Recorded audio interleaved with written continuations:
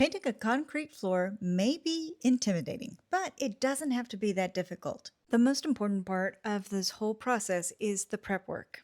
Once the floor was completely swept, I scraped off all the goo off this floor and then started degreasing it using Quick and Bright. The goal is to remove any oil and any dirt off of the concrete. This next step is only if you're not doing this in a basement. You don't want the water to be trapped behind the wall, so don't do this in a basement. For the best adhesion of your paint to the concrete, I use Sticks. Sticks is a great bonding primer. It's also water-based, so you don't have to worry about fumes. I used 3 coats to make sure to get full coverage, but I made sure that every coat dried overnight. Next step was my base coat. I applied 2 coats and let those dry overnight after each coat. Now the floor was already beginning to look so much better than that dungeon that it once was, but I wanted to take it a step further. It's very important that you don't let your stencil move. So once you've figured out, I used a laser level, where you want to start your stencil, make sure that you tape it down.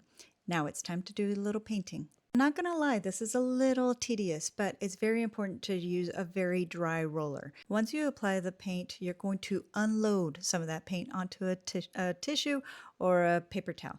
Then you're going to apply it to the floor. You want very, very thin coats. And the reason you want thin coats is 1, it doesn't bleed as much under the stencil, and 2, it dries faster, allowing you to move on to the next step. I was able to apply 2 coats before removing the stencil, moving it over, and continuing the process, which again was very, very tedious, but you just take your time and do it in sections. Now, I didn't do the border of this floor because I didn't care, but this corner right here, it did bother me. In order to get that corner, I needed to snip my stencil.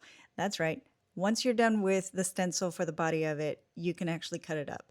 I pressed it against the corner and painted what I needed to paint. To protect my feet from stepping on this sharp-edged tile, I added PVC lattice and quarter round or shoe mold. It's technically called shoe mold.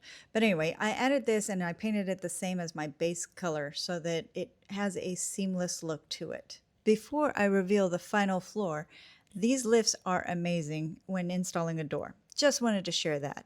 And now for the reveal. I really like the way this floor came out. Yes, it's a utility closet. No, I didn't have to do it, but it's so much better than that dungeon look that the house previously had. I hope this video helps ease your anxiety about taking on a project like this. If you have any questions, feel free to leave a comment below. Thanks for watching.